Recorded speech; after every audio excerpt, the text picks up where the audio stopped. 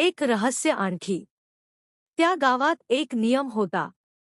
रात्री 12 नंतर कुणीही जुन्या शाळेजवळ जाऊ नये. कारण जे गेले ते परत आले नाहीत. रोहन हसला. फालतू अफवा आहे, असं म्हणत तो त्या रात्री तिथे गेला. घड्याळात 12 वाजून 3 वाजले. शाळेचं गेट आपोआप किर्र करून उघडलं. आत काळोख होता. भिंतींवर नखांनी ओरखडे आणि जमिनीवर ओढत नेल्याचे रक्ताचे डाग. तेवढ्यात घंटा वाजली. टण टण. जरी शाळा 30 वर्षांपासून बंद होती. एका वर्गात फळ्यावर लिहिलं होतं, पहिलं रहस्य उघडलंस. रोहन मागे फिरला.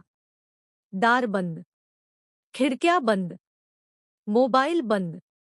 मागून कुजबूज ऐकू आली. आता अजून एक रहस्य आहे. हळूहळू बाकांवर मुलं दिसू लागली. डोळे नाहीत. तोंडातून रक्त गळत होतं. शिक्षकाच्या खुर्चीत कुणीतरी बसलेलं.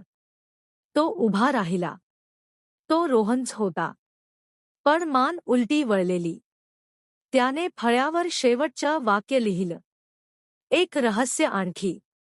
आता तू इथेच शिकवशील. सकाळी गावकरी म्हणाले. आज रात्री शाळेत घंटा वाजली होती. आणि फळ्यावर एक नवीन नाव होतं. रोहन. इशारा.